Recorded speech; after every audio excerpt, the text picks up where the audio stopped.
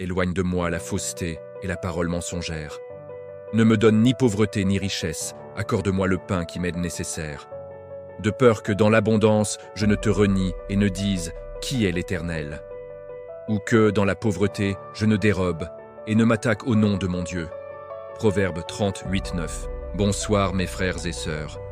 J'espère que vous allez bien grâce à Dieu. Le Seigneur Jésus-Christ m'a permis de vous partager cet enseignement sur les chrétiens qui veulent s'enrichir. Notre Dieu n'est pas contre du fait que les chrétiens s'enrichissent, car l'or et l'argent lui appartiennent. Cependant, la véritable raison se pose sur la raison pour laquelle nous voulons nous enrichir. Voulons-nous nous enrichir pour nos plaisirs, ou voulons-nous nous enrichir pour travailler dans le plan divin de Dieu? Dieu a béni certains de ses serviteurs par toutes sortes de bénédictions. L'importance, c'est que cette bénédiction était utilisée pour la gloire de Dieu.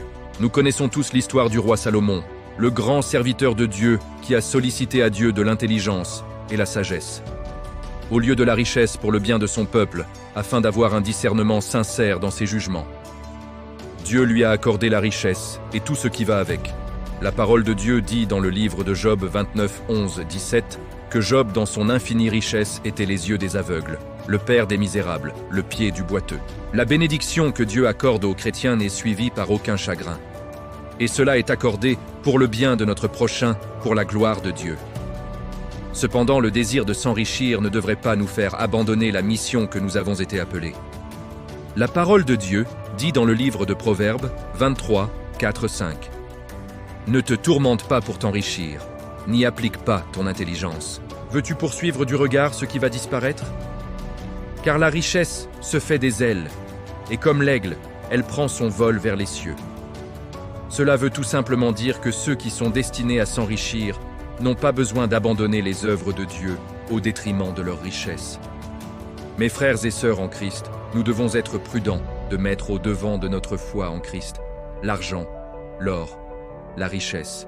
Tout cela est un plus que le Seigneur Jésus-Christ peut nous accorder en fonction des desseins qu'il a tracés pour nous.